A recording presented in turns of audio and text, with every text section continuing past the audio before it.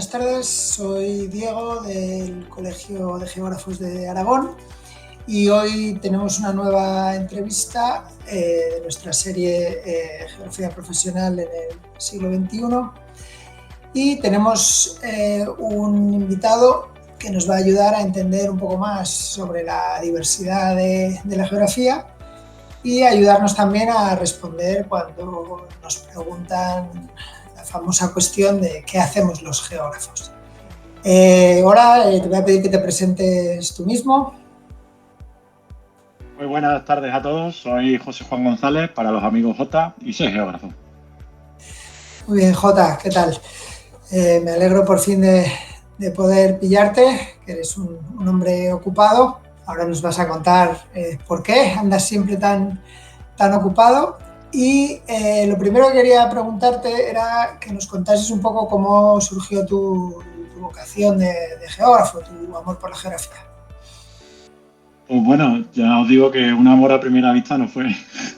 Fue fruto de más de casualidad que de amor. Si bien es cierto que en el instituto, en primero de bachillerato, recuerdo que la asignatura de geografía no se me daba mal. Sin embargo, luego no fue fruto de la casualidad. Básicamente, cuando tuve que echar la inscripción a la universidad, seleccionar un poco la carrera que quería matricularme, la hice en septiembre y quedaba poca cosa. Decidí o me decanté por echar en historia, porque derecho no me convencía básicamente, y a la hora de meter el código, pues me equivoqué. De forma que el destino, dije, venga, el destino ha dicho que geografía, pues nada, geografía. Y ahí empezó todo, o sea, por lo cual fue más fruto que de la casualidad de que yo quisiera ser geógrafo en un principio. Muy bien, así que casualidad, pero de verdad. ¿Y cómo fue un poco el proceso entonces de formación que seguiste? ¿Dónde estudiaste o cómo ha sido tu formación? Pues como te comentaba, Diego, nada, empecé en la Universidad de Sevilla. Los primeros años me costó muchísimo. Ya seguramente no llevaría el nivel necesario para entrar a la universidad. Lo pasé regular, pero luego poco a poco le fui cogiendo el tranquillo. Me fueron además llamando la atención diferentes cuestiones. Entre ellas, por ejemplo, los sistemas de información geográfica. Me apasionaron. Y mira que la primera vez que nos pusieran una asignatura, todavía lo recuerdo, yo creo que aprobaba a menos del 10% de la clase, una cosa así, porque nos explicaban los sistemas de información geográfica sin ver un programa en abstracto e incluso nos planteaban problemas en abstracto, o sea, teníamos que resolver todos los casos prácticos sin ningún programa de por medio, sin saber cómo funcionaban, o sea, totalmente en abstracto, o sea, era algo un poco surrealista y nos costaba aprobar Dios y ayuda. Nada, pero luego poco a poco, ya te digo, le fui cogiendo el tranquillo, me decanté por los SIG y luego también ya me empezó a picarme el gusanillo con una asignatura que daba un profesor, Ismael Villalta, que daba de riesgos naturales. Y también empezó como a gustarme bastante. Y también la geografía, más que la física, me gustaban más la geografía humana. ¿Vale? Ese fue el inicio. De ahí terminé la carrera y antes de terminar la carrera pude hacer las prácticas en ENMASA, lo que era la empresa pública de medio ambiente. Ahí conocí a gente y me abrieron una puerta. Bueno, estuve en vías pecuarias, la verdad que bien. Y de ahí, gracias a contactos que hice, entre otras cosas, en las prácticas, cosa que ya recomiendo de por sí a todo graduado, si puede que haga prácticas de empresa, porque aparte de conectarte con el mundo profesional, se generan contactos que luego pueden servirte o no, pero a mí en este caso me sirvieron. Entré en una empresa puntera, bastante puntera, que de hecho ahora tiene sede en Estados Unidos, se llama Tecnosilva, y ahí de la noche a la mañana cogen y me nombran responsable de la delegación sur de Tecnosilva, ¿vale? Siendo un poco un hombre de orquesta. Llevaba aplicaciones informáticas relacionadas con SIG, pero también llevaba lo que son pliegos, preparar historia. Era un poco un hombre de orquesta. Y ahí tuve también en ese periplo, no sé, 2008, 2012, 2014, por ahí, tuve la suerte de conocer a otra persona que también me hizo un poco que me gustara donde ahora mismo estoy trabajando, ¿no? El Gusanillo, que era Dolores Ayllón Valle, directora del Centro Operativo Regional. Bueno, aparte de todo el personal técnico, bueno, les estoy agradecido eternamente. Y ahí me enseñaron y me picaron el gusanillo tanto por los incendios forestales como por las emergencias. Pero, Jota, entonces pasaste directamente de terminar la carrera al mundo profesional. Fue un continuo, digamos. Sí. No te he visto obligado a hacer másters o bueno, a continuar con la formación. Pudiste entrar directamente a aprender trabajando. Sí, aparte, por suerte o por desgracia, pues ya tenía vinculación con el mundo profesional. Me pagué la carrera a base de trabajar la noche. Eso también ayuda, te da rodaje, te da tabla de relaciones personales y te da un montón de... no sé, te ayuda desde luego. Y luego, pues bueno, yo ya iba rodado y sí, efectivamente fue del tirón, como quien dice. Salí y nada más salí, después de las prácticas, a trabajar allí, a enfrentarme al mundo profesional, sí. ¿Y crees que la formación que habías recibido en la carrera te había preparado bien para ese mundo profesional? Entiendo, porque si rápidamente conectaste, ¿crees que fue quizá los SIG y la novedad de los SIG lo que facilitó en ese momento la incorporación profesional tan rápida? No, en absoluto, no fue eso. Fueron otros motivos, ¿no? Yo creo que, sinceramente, es una de las taras que creo que tienen todas las carreras universitarias, o casi todas las carreras universitarias, quitando, por ejemplo, medicina y enfermería, quizás, y odontología, ese tipo de carreras un poco más sanitarias, que sí tienen contacto con el mundo profesional directo, pero sin embargo es una tara que tienen todas las carreras profesionales, ¿no? O todas las carreras universitarias, mejor dicho, y entre ellas la geografía. De hecho, a mí cuando yo empecé a trabajar, como mantuve y mantengo con algunos profesores el contacto de la universidad, pues me proponen que vaya un día a clase y les explique un poco qué estaba haciendo, porque como hablaba con ellos y les contaba que hacía 1000 cosas, pues estaba un poco alucinado, ¿no? Hacíamos desde llevar un mantenimiento de una aplicación, hacer planes de protección civil, ordenación de... porque era una ingeniería, hacíamos ordenaciones de montes, hacíamos, bueno, muchas cosas. Entonces, bueno, me comentaron los profesores esa posibilidad de ir a la universidad, a la Facultad de Geografía y explicarles un poco eso, pero nunca se terminó de materializar ni de cuadrar, ¿vale? Pero yo creo que sí es muy importante. Y entonces, actualmente, Jota, cuéntanos exactamente cuál es tu trabajo en la actualidad, en los últimos años, en detalle. Pues bueno, al hilo de que comentabas antes, Diego, pues luego por la crisis y por diferentes historias que nos azotó, pues me quedé, trabajaba 6 meses no trabajaba, tenía un trabajo temporal. Y en ese impasse de tiempo, pues se me ocurre la feliz idea, no sencilla, de matricularme en un máster interuniversitario de incendios forestales hacia la Universidad de Córdoba, Lleida y León. Se me ocurre, pues bueno, hacer la prescripción, ¿no? Ya conocía gente del gremio, ya te digo, trabajaba en el Centro Operativo Regional, lo que pasa es solamente 6 meses, y se me ocurre esa feliz idea de meterme en ese fregado donde, en teoría, quien tiene acceso a ese tipo de formación a priori son ingenieros de monte e ingenieros técnicos forestales. Bueno, hoy ahora el grado de monte me parece que se llama, o de ingeniería forestal.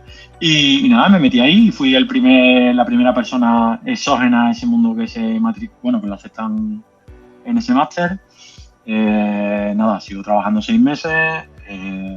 Máster, la verdad que siendo la primera promoción, que además éramos la primera, muy bien, aprendí muchísimo, eso. Y luego se me abre la puerta de hacer un practicum. Y yo ya con una edad avanzada, pues bueno, pues digo, bueno, aunque sea mayorcete y no pegue mucho, pues hay que hacer las prácticas. Y me da por hacer las prácticas aprovechando que mi chica se había venido aquí a Aragón, en el centro de emergencia, bueno, más que en el centro de emergencia, en el Servicio de Seguridad y Protección Civil, y me embarcó en ese practicum, en la difícil tarea de elaborar el nuevo Plan Espacial de Incendios Forestales, que es lo que un poco se me encarga, ¿no? Y de esbozar el primer boceto de ese plan, de ese futuro plan. Y nada, y estuve ahí en el servicio, el tiempo de las prácticas. Tuve además la suerte de que en ese tiempo de práctica empiezan a pasar cosas importantes, entre ellas una inundación en 2015, el año 2015, de las más importantes que ha sufrido Aragón, ¿vale? Incluso con un pueblo desalojado como Boquiñeni. Y tengo la suerte de vivir todo eso en primera persona y aprender muchísimo, ¿vale? Encantado. Y luego dio la casualidad de que uno de los técnicos que había en sala, pues decide cambiar de rumbo laboral y se queda una plaza vacante y sale. Y yo, ni corto ni perezoso, pues opto por echarla y tuve la suerte de que me cogieron.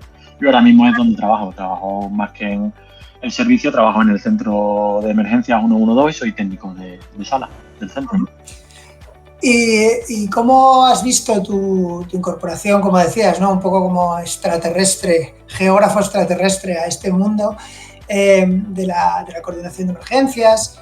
¿Qué herramientas de la geografía crees que te han permitido desarrollar tu trabajo o que han visto que eran útiles para esta tarea? Porque yo me pregunto, pues no sé, o sea, puede ser más lo que hablábamos antes, los SIG, puede ser un poco esa visión que se nos supone a los geógrafos de ser capaces de ver los asuntos desde diferentes ángulos, ¿no? O quizá de trasladar al terreno real protocolos o legislaciones que luego hay que saber aplicarlas a un territorio concreto. ¿Cómo ves tú tu papel como geógrafo en tu trabajo? Pues para empezar, lo primero que hay que quitarse es el complejo de inferioridad, ¿vale? Yo creo que es súper importante. Los geógrafos tenemos cierto complejo de inferioridad con respecto a otras disciplinas o otros profesionales. Lo primero es quitárselo, ¿vale? Y luego mirar que realmente, igual que otros profesionales tienen asignaturas en la carrera relacionadas con sus salidas profesionales, nosotros también la tenemos. O por lo menos yo la tenía, que era, ya te digo, la asignatura de riesgos naturales. Que me sirvió, obviamente.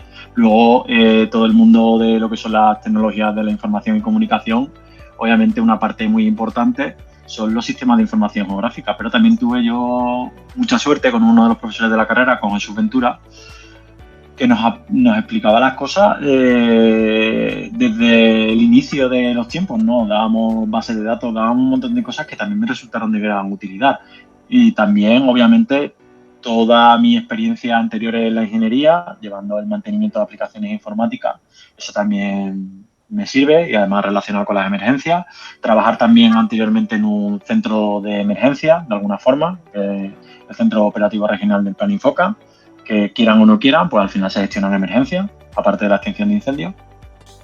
Y luego lo que tú, acerca de la visión, sí, el tópico o típico de que hablamos siempre de los geógrafos, de esa visión transversal y que no sé qué.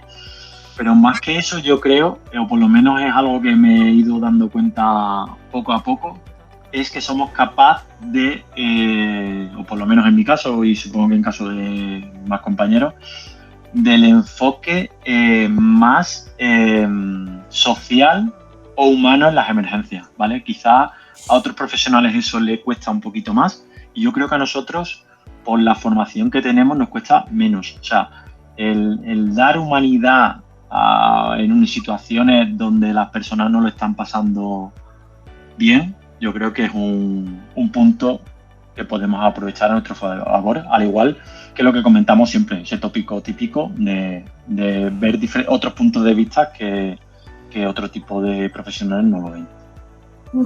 Es interesante eso. Y cuéntanos un poco, porque bueno, incluso yo que alguna vez he conversado contigo y me has contado un poco más, cuéntanos un poco cómo puede ser tu labor en una gestión concreta, ¿no? O sea, cuál es tu día a día, digamos, en el trabajo, ¿no? Con, pues, no sé, una gestión de un incendio, por ejemplo, como hubo el verano pasado, tuviste bastante trabajo con eso, me parece, ¿no? ¿Cuáles serían las diferentes, no sé, fases o de tu trabajo en la gestión de una emergencia? Bueno, pues en eso, en mi trabajo, tenemos que diferenciar dos ámbitos, ¿no? Uno que ya has comentado, que es el ámbito del puesto de mando avanzado, que ahora lo comento un poquito más tarde, pero también primero comentar el ámbito de la sala, ¿no? Yo trabajo en la sala del 112, no cojo llamadas, la cogen lo que son los operadores y demás. Lo primero que hay que hacer en la sala es hacer equipo entre todos, porque haciendo equipo se trabaja muchísimo mejor y las cosas siempre fluyen mejor también. Entonces, eso por un lado. Lo importante en sala es hacer equipo, saber tomar decisiones o verlas para luego que la persona que los tenga que aprobar esas decisiones pues las apruebe y poner el camino lo más fácil posible. Y sería un poco el trabajo en sala, ¿no? Al final, las cosas que se salen de lo habitual, saber cómo gestionarlas y saber a quién recurrir y un poco tener en la cabeza cómo funciona el sistema, ¿no? Y luego ya en eso que comentas, en esos eventos de carácter extraordinario, como pueden ser esas grandes emergencias como los incendios del año pasado, que me tocó vivir alguno que otro, e incluso este año, a principios de año, también me tocó vivir uno, me tuve que desplazar al puesto de mando avanzado. Ahí también, obviamente, hacer equipo, hacer piña con el departamento, con los incendios forestales, con las personas que son de un departamento diferente al tuyo, tener buenas relaciones, hacer equipo y intentar también hacerle la vida lo más llana posible a la persona que tiene que tomar luego las decisiones, ¿no?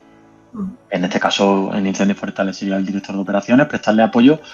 Y este año, ya perdona que lo repita, pero me di cuenta, me he dado cuenta que sobre todo lo que me tocó gestionar en el incendio de febrero o marzo, me parece que fue el de Comunidad Valenciana, que también afectó a Aragón, era esas personas que al final, por el puesto de trabajo que desempeño, que tengo que estar muchas veces cara al público y atenderla, como técnico de protección civil, o como personal que participa en la unidad técnica de protección civil, pues darle humanidad, ¿no?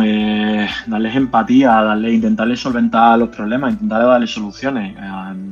Todo eso, a su vez, mezclado con personas políticas que también tienen sus responsabilidades. Bueno, difícil, pero sobre todo explicar las cosas, explicarlas con la sinceridad que puedas y darle la mayor humanidad posible a la gestión. Yo creo que son puntos clave de lo que me toca vivir en el puesto de mando avanzado a veces. Y en esas situaciones, y volviendo a lo que hablábamos antes de la herramienta de los SIG, ¿están incorporadas de una manera dinámica, digamos, en tiempo real en la gestión de emergencias? Ese potencial que se les presupone a los SIG, ¿no? De dar una información, de poder ayudar a la gestión.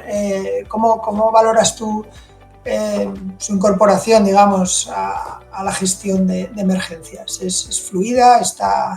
¿Es mejorable? Por nuestra parte, tanto en esos mogollones que se nos forman como en el día a día, a diario utilizamos los SIG. Es verdad que utilizamos clientes básicos porque también tenemos usuarios básicos y nos gustaría avanzar más, de hecho pronto avanzaremos más, pero por ejemplo utilizamos SIG básicos como puede ser un Google Maps para saber dónde están las cosas muchas veces, o un Google Earth donde tenemos preparada una serie de cartografía en el centro que a veces me toca preparar a mí. ¿Es mejorable? Por supuesto que sí. Bueno, ahí tendríamos que ir trabajando, o pienso yo que tendríamos que ir trabajando del Instituto Geográfico de Aragón y de la mano e ir avanzando en ese camino, ¿no? Que también ellos tienen buen bagaje, tienen buena experiencia, tienen aplicaciones y bueno, ahí un poco apoyarnos y de la mano tanto Protección Civil como el IGEAR e ir ahondando en proyectos que nos lleven a aplicaciones más adaptadas para nosotros, que tengan una mayor usabilidad y realmente más más eficaces y eficientes muchas veces, que a veces nos quedamos un poquito cortos. Uh-huh. Y antes comentabas que durante un tiempo trabajaste en vías pecuarias y bueno, eso me ha hecho pensar en el tema de las vías pecuarias, los papeles que cumplen, ¿no? A veces un poco en la ordenación del territorio. Y se me ha ocurrido preguntarte, no sé si de tu trabajo lo valoras mucho o no, o os encontráis cómo la ordenación del territorio o falta de influencia, digamos, en la gestión luego de emergencias y de riesgos, ¿no? en el territorio. ¿Es algo que os encontráis así en el trabajo o que valoráis? O... Pues a ver, es una de las grandes lacras, no solo en la gestión de los riesgos, sino en muchas más cuestiones relacionadas con el territorio, ¿no? O sea, yo creo que nos falta entender que para optimizar el uso y para evitar riesgos hace falta ordenar un territorio, y ahí también podemos aportar mucho. De hecho, en Andalucía la aportación de los geógrafos a la ordenación del territorio es bastante importante, ¿vale? De hecho, salen ahí hay un montón hay diversas plazas en la administración de geógrafos que luego se van a dedicar a la ordenación del territorio. Ahí parece que lo tienen, no sé si más claro, pero bueno, parece que nuestra participación es mucho mayor, ¿no? Obviamente, tener un territorio ordenado, de hecho, un poco es por ahí, es por donde van mucha gestión de los riesgos, especialmente el tema de los incendios forestales. No hablan de territorio, hablan más de la ordenación del paisaje, ¿vale? Pero bueno, yo creo que también es territorio, aunque digan que es paisaje. Yo creo por mi percepción personal es por no meterse en otros colectivos que pueden, o sería un ámbito que afectará a mayores colectivos, ¿no? Pero sí, hablan, por ejemplo, en incendios forestales se habla de que el paisaje tiene que ser un paisaje mosaicado porque reduce los incendios, pues igual.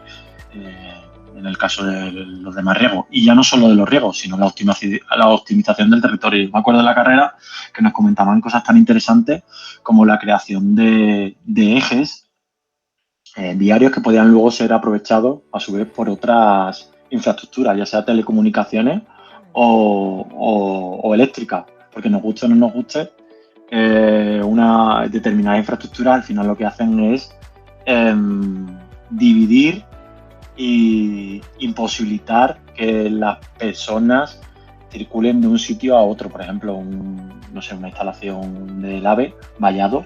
Yo tengo una finca, soy dueño de una finca, lo que me produce un problema, y encima si el acceso está a no sé cuántos kilómetros y tengo la finca partida por la mitad. Yo creo que es importante planificar el territorio, y creo que ahí nos queda mucho camino por recorrer a la sociedad española en sí. Te preguntaba, Jota, que se me ha ocurrido escuchándote un tema que a mí me ha interesado personalmente mucho, que era el tema del papel de la ganadería extensiva en el manejo de los montes y cómo se ha ido intentando recuperar de alguna manera en la gestión forestal y en la gestión de incendios. Creo que el Infoca fue uno de los pioneros en España en este tipo de iniciativas. Era preguntarte, bueno, ¿cómo ves tú este aspecto? Si has tenido contacto con ello y si crees que es algo que merece la pena fomentar, ¿no? Ya que es una de las vías que se están trabajando con muchas dificultades, por lo que yo entiendo, para llevarlo a la práctica a un nivel significativo. Pero ¿cuál es tu opinión? Pues mi opinión es que lo que no se puede perder en ningún caso, hay que intentar conservar es la ganadería de carácter extensivo, ¿vale? El uso del territorio. Yo recuerdo, tenía una profesora buenísima en la carrera. Nos explicaba las cosas que parecía que íbamos no sé cuántos años por delante el pensamiento, ¿no? Ella hablaba siempre de regiones ganadoras, regiones perdedoras, ¿no? Las regiones ganadoras eran las zonas urbanas, las regiones perdedoras las zonas rurales. Y encima de esas zonas perdedoras llegaban los urbanistas y cogíamos y les imponíamos funciones, ¿no? La función básicamente de las zonas rurales, de acuerdo a las políticas y a las últimas cuestiones últimamente o los últimos planteamientos, son esparcimiento de la población rural, y básicamente ese es su uso. Eso choca realmente con un espacio, además, con un planteamiento de que hay que volver a lo natural, cuando un espacio durante millones de años ha sido antropizado, ¿no? Ya no se puede volver a lo natural. Entonces, en esa gestión de ese territorio, pues lo primero que hay que hacer es tener en cuenta a las personas que viven ahí, también velar porque las personas que vivan ahí se ganen la vida. Y una de las formas de ganarse la vida de esas personas, ya sea con la agricultura o la ganadería, es que esas actividades que hagan, sobre todo la ganadería, en este caso, que es lo que me estás preguntando, que sea rentable, ¿no?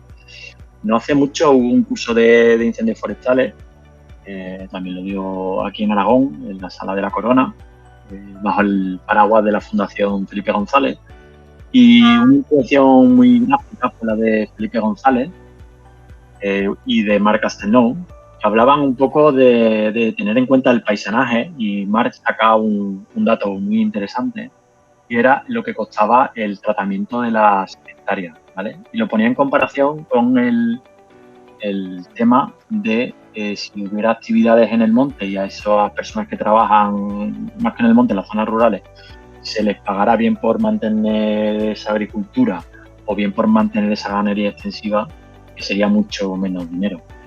Ha demostrado que al final el espacio tenga uso y no esté abandonado, minimiza mucho el riesgo de incendios forestales y el riesgo de otro tipo de riesgos naturales, ¿vale? No sé si te he respondido a la pregunta. Sí, perfecto. Gracias. Bueno, vamos acercándonos al final, pero quería hacerte una última pregunta relacionada con tu trabajo, con tu experiencia profesional, que es respecto a cómo valoras tú, digamos, la percepción espacial que tiene la sociedad, ¿no? Muchas veces los geógrafos intentamos defender, ¿no?, como una de las cosas que podemos aportar es mantener o mejorar esa percepción del espacio que nos rodea en la sociedad en general, ¿no? Y tú tienes constantemente que valorar o compartir esa percepción espacial con políticos, con profesionales, con gestores, con vecinos de los pueblos, ¿cómo encuentras el estado de la percepción espacial de nuestra sociedad? Y si crees que es efectivamente uno de los campos en los que la geografía deberían dejarnos aportar más. Pues para empezar, si nos vamos al nivel más básico con el que nosotros tratamos, ¿vale? En el centro de emergencia, en el 112, si te digo esto a lo mejor te desilusiono, pero la percepción espacial se ha perdido. Hemos llegado a la idiotización espacial, es decir, las personas no saben dónde están. O sea, tú le preguntas a alguien que te está llamando porque tiene una emergencia, que dónde está, y no es capaz de decirte dónde está. O sea, hemos llegado a algo que choca, ¿no? En gran parte debido a que tenemos móviles y tenemos dispositivos que constantemente nos dicen cómo tenemos que ir a los sitios e incluso podemos consultar en un momento determinado dónde están. Incluso no son capaces de levantar la cabeza en una ciudad y mirar el nombre de la calle y el número del portal. O sea, hemos llegado a ese punto. O sea, es algo que a mí por lo menos me resulta muy llamativo y muy, no sé, chocante, ¿no? Ostras, es que ya nos fiamos de todo lo que diga el móvil, ¿no? No somos capaces de eso. Y luego, con respecto a niveles más altos, en esa pirámide, ¿no? Hemos hablado del nivel más básico, son los usuarios. Nos cuesta hacernos una idea muchas veces. Y mira que tenemos herramientas a nuestro alcance que nos posibilitan hacernos idea del territorio. No sé, por ejemplo, una herramienta tan fácil, ya la he citado, como Google Earth, incluso que te permite saber cómo es el relieve, cómo es el sitio. No se utiliza o es difícil transmitir eso hoy en día. Sí. O sea, que ya una percepción de lo que son orientaciones, pendientes, densidades, todo eso ya es bastante complicado, ¿no? Que la gente sea capaz de verlo, ¿no? Sí, sin embargo hay luego profesiones obviamente que sí tienen eso bastante desarrollado. Yo, ya te digo, por mi carrera profesional, por ejemplo, muchos ingenieros de monte o o gente que trabaja en el dispositivo de incendio, incluyendo a los propios APN, son grandes conocedores del territorio y sí tienen una percepción espacial brutal y muy acertada, y técnicos que trabajan en la administración igual. Pero sin embargo, lo que es el público general, tenemos varios ejemplos además que hemos curiosos, ¿no? Que hemos puesto en redes sociales muchas veces del colegio. Por ejemplo, eso de los nombres de las provincias en informativos que no están bien ubicados, o ciudades que tampoco en los informativos cuando los ponen tampoco saben realmente dónde están. Bueno, yo creo que es una tarea pendiente y donde obviamente podemos aportar mucho, claro. Muy bien. Y ya mirando un poco al futuro, no sé si te da tiempo en tu ajetreada vida. ¿Tienes algún proyecto relacionado con la geografía, con tu trabajo? ¿Algo a lo que a medio plazo te gustaría desarrollar o llegar que puedas compartir con nosotros? Pues bueno, como gustarme, pues me gustaría tener, por ejemplo, como herramienta, ya te digo, trabajando también con el IGEAR, si es posible, tener una herramienta cartográfica de gestión de emergencia que fuera lo más eficaz y eficiente y más intuitiva, ¿no? Eso por un lado. Luego, hay cosas que me gustaría que fueran, pero no dependen de mí. Mi coto es, como quien dice, no es muy amplio, mi trabajo está bastante acotado. Y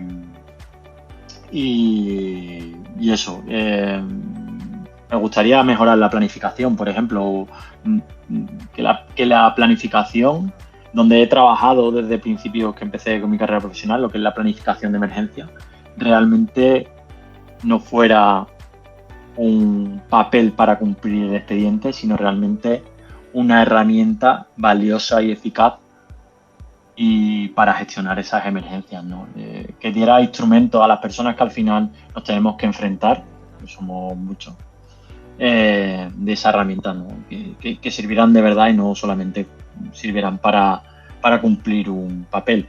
Y ahí, a ese respecto, ahí se pueden hacer cosas muy bonitas, tanto para empezar, catalogar en Aragón, que no lo tenemos, una capa de información geográfica de elementos vulnerables, ¿vale? No tenemos nada, no sé, cuando tenemos una emergencia muchas veces no sabemos qué hay en el territorio, es decir, o sea, tenemos la incertidumbre de que tenemos que gestionar un incendio, pero no sabemos que a lo mejor hay una masía en ese territorio, o un camping, o una instalación de una granja, porque no lo tenemos recogido, ni inventariado, ni muchas veces actualizado.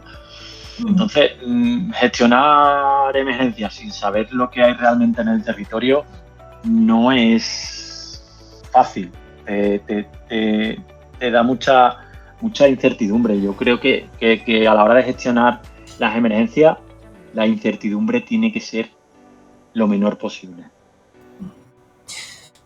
Muy bien, pues muy interesante, la verdad. Yo seguiría charlando contigo, pero bueno, el tiempo es limitado, con lo cual quería, no sé qué quieras tú comentarnos algo por tu parte. Creo que es muy útil las cosas que nos has contado. Dime, Juan. Pues yo básicamente quería insistir con un propósito que me he propuesto desde lo personal, y espero que va también en la línea de esta charla, que primero es dar a conocer lo que es la geografía y la cantidad de salidas que tiene la geografía, porque eso es algo que tampoco nos cuentan en la carrera, ¿vale? Nos podemos dedicar a muchas cosas, pero también para dedicarnos a muchos ámbitos y muchas cosas nos tenemos que quitar ese complejo de inferioridad. Es importantísimo, valemos tanto como cualquier otro profesional, nos lo tenemos que creer un poco, saber que somos capaces de hacer muchos trabajos en muchos ámbitos y muy buenos, ¿vale? Eso por un lado. Y luego, si me lo permite, Diego, empezar a nominar a personas que también se sometan a este tercer grado, ¿no? Sí, eso te iba a preguntar, que nos recomiendas a una persona que crees que sería interesante para la próxima entrevista. Pues yo lo tengo, además lo he ido citando bastante en las charlas, ¿no? Hablo siempre que creo que por lo menos en nuestro trabajo tenemos que trabajar de la mano del Instituto Geográfico de Aragón, y yo creo que una buena persona, muy relacionada también con el mundo profesional, desde otra visión, desde la administración pública, podría ser su director, ¿no? Fernando López, al cual invito que se anime a charlar un poco con nosotros y contarnos alguna cosilla que otra. Perfecto, pues iremos a por Fernando, que seguro que está encantado de participar. Bueno, Jota, muchísimas gracias, me alegro por fin de haber podido charlar contigo y nada, nos vemos por ahí. Claro que sí, cuando quieras, Diego, por lo menos echar una cañita y compartir alguna cotilleo o conocimiento geográfico. Muy bien, venga, Jota, muchas gracias. Venga, cuidarse. Vale, Chao. chao.